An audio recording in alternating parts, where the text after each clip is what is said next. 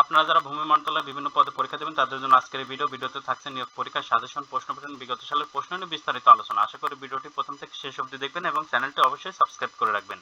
আর এই যাবৎকালে ভূমি মন্ত্রণালয়ের যত পরীক্ষা হয়েছে সব পরীক্ষার প্রশ্নের প্রিভিয়াস প্রশ্নের সমাধান পেতে হলে ভূমি অধিদপ্তর জব রিভিউ এই বইটি পিডিএফ আমাদের কাছ থেকে সংগ্রহ করে নিতে পারেন। পিডিএফ এর মূল্য 40 টাকা। যারা নিতে চান তারা এই নাম্বার হোয়াটসঅ্যাপের মাধ্যমে যোগাযোগ করে পিডিএফটি সংগ্রহ করে নেবেন।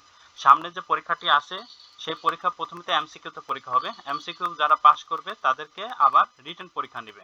এমসিকিউ পরীক্ষায় এরকম 4টা অপশন দেওয়া থাকবে, একটি অপশন বেছে নিতে হবে। এই পরীক্ষায় যারা পাস করবে, এমসিকিউ পরীক্ষাতে যারা পাস করবে তাদের আবার কিছুদিন পরে রিটেনের জন্য ডাকবে।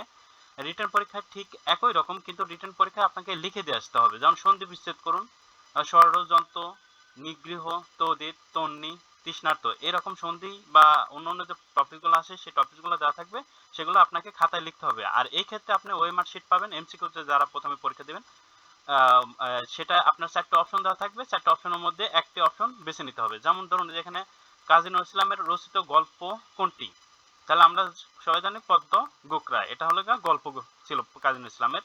ক নাম্বার উত্তর। এটা ছিল এরকম প্রশ্ন, কিন্তু এইখানে কিন্তু এরকম প্রশ্ন আসবে না, এখানে একটু অন্যরকম আসবে। যেমন কিভাবে আসতে পারে, শুদ্ধ করে লিখুন, মানে বানান শুদ্ধিকরণ থাকতে, এক কথায় প্রকাশ করুন, এক কথায় প্রকাশ থেকে প্রশ্ন আসতে পারে। এটাই হলো পার্থক্য।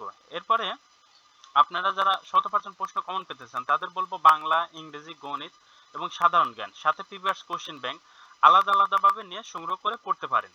আলাদা আলাদাভাবে নিয়ে সংগ্রহ করে পড়তে পারলে আপনি 100% প্রশ্ন কমন পাবেন। সবগুলো বইয়ের পিডিএফ এর মূল্য কিন্তু 100 টাকা। যারা নিতে চান তারা এটা স্ক্রিনশট দিয়ে হোয়াটসঅ্যাপের মাধ্যমে যোগাযোগ করে পিডিএফ গুলো সংগ্রহ করে নেবেন। আপনাদের প্রশ্ন কিন্তু আসবে, মানে এমসিকিউতেও 4টা বিষয় থেকে প্রশ্ন আসবে: বাংলা, ইংরেজি, গণিত, সাধারণ জ্ঞান।